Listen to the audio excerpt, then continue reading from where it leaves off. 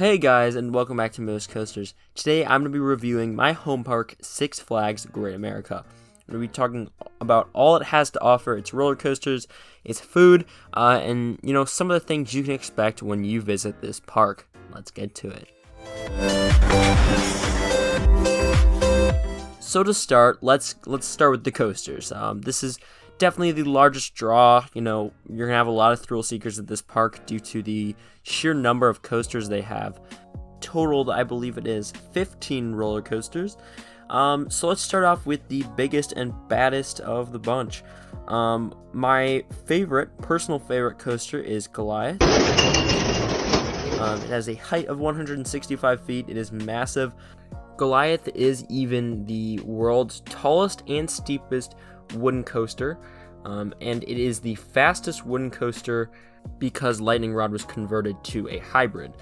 So again, and it has a vertical angle of 85 degrees, a speed of 72 miles per hour, and a drop of 180 feet. So again, it is massive.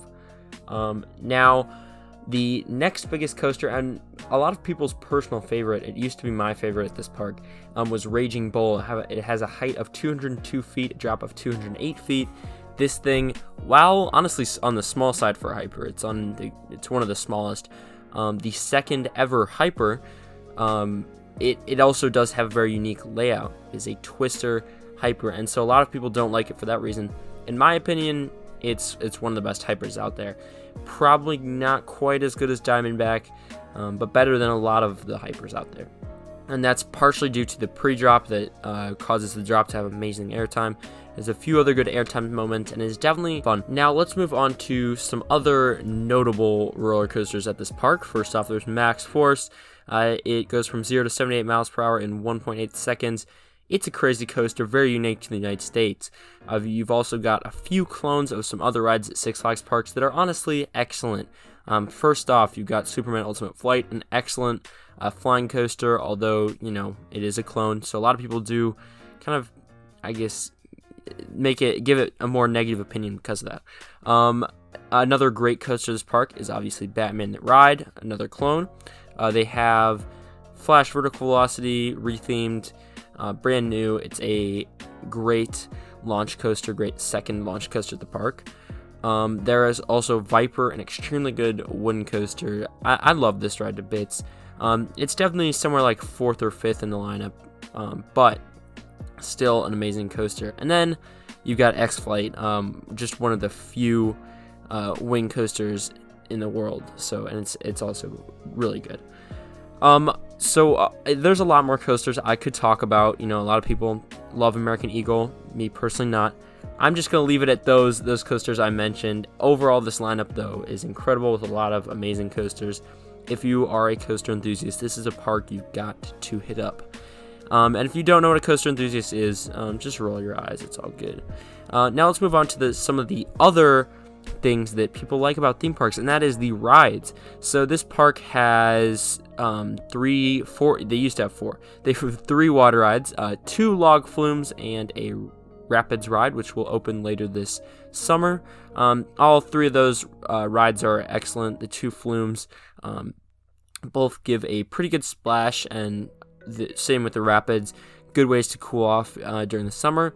This park also has a Larson Loop, a drop tower, and they do have an indoor dark ride themed to the Justice League.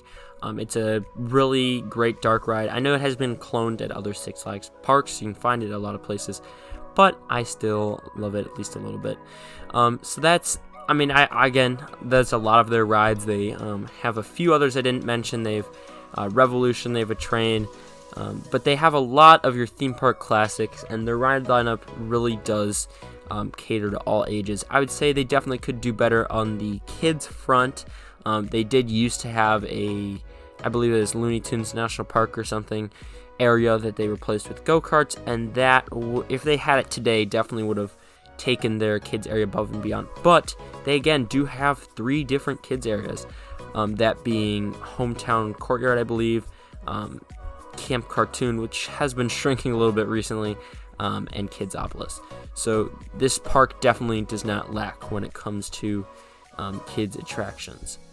Now, finally, we're going to talk about some other, things that you should know before you go. First off, we'll talk about lines for a second. I do have some tips that I just released. That was my last video that I made, was that. I don't know when it'll be released, but one tip is definitely to use the single rider line. So when you're going, watch that video if you want, the full in-depth. But this park does have a fair amount of single rider lines on their larger attractions. This includes Goliath, Maxx Force, also Dark Knight and Joker, and a few others I'm sure I missed, Superman. But you should definitely utilize that when you visit the park. We're going to talk about food, and then merch, and then, I'll just give an overall review of this park. So let's do that. For the food, I definitely recommend eating at the food court that they have right by X-Flight. As for quality of food, it is not amazing. I don't expect that when I visit a park. I have been into a few Six Flags parks, and I think people trash talk this food way too much. I think this food is fairly good. It's not anything special, but you can't really be mad when you're eating pizza or a hot dog, because they're foods that are pretty difficult to ruin. I would say this park does them pretty well. Like, I really don't have any complaints about their food. I personally like the hot dog place that they added like a year ago. I think they have like a loaded dog that is really good. I used to always just get pizza, and I realize now that's a mistake, because I've had some of their other good menu items. They used to have a meatball parm and capones, and I believe you can find it at a different Italian restaurant that is also really good. So, but I would say definitely, if you're going to look for food, there's a lot more options in that food court.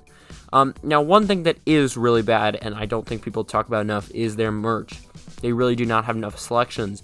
There are really three main merch items I get when I visit a park, and that is a snapback hat, a sweatshirt, or a t-shirt. I look for those three items, and it is truly difficult to find a good one. First off, ones based on their rides. They really only have, they have two stores that I generally, I used to always just look in, and that's Thrill Seekers and Victory Lane, because they're right by Maxx Force and Goliath, and truly their merch is not very good. Their t-shirts from Maxx Force, I've searched multiple years in a row, and it's just bad. So if you are going to look for it, as I said in the video I just made, I would definitely start in the entrance area there by the Colombian Carousel, because there are three different stores that you can find merch in. But if you're going to go around the park, there are definitely enough stores to look in, and you got stores like X Gear and obviously Thrill Seekers, and there's a lot of DC stores too. So I don't think they have a shortage of stores, and more a shortage of good merch. So Six Flags Great America, fix that. Now let's talk about the overall park. This park is really good. Of the parks I've visited, I would probably put it below Kings Island and Cedar Point and Magic Mountain. But it's definitely better than Six Flags New England, and pretty close, pretty comparable to Hershey Park in my opinion. Now, I know there's a lot of people who disagree with that statement, but this park still is a really good park. It has a lot of options for those who are kids, with, again, 3 different kids areas, with, I'm sure, something like 20 or 30 kids rides.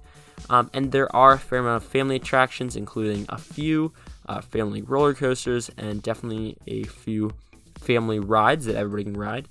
And then you've got a large amount of thrill seeker attractions, with 3 fantastic headlining roller coasters and a large amount of supporting roller coasters that really make the park a destination. Now, if you guys have any questions, put it down below, and I will see you guys next time here on Moose Coasters. Thanks for watching.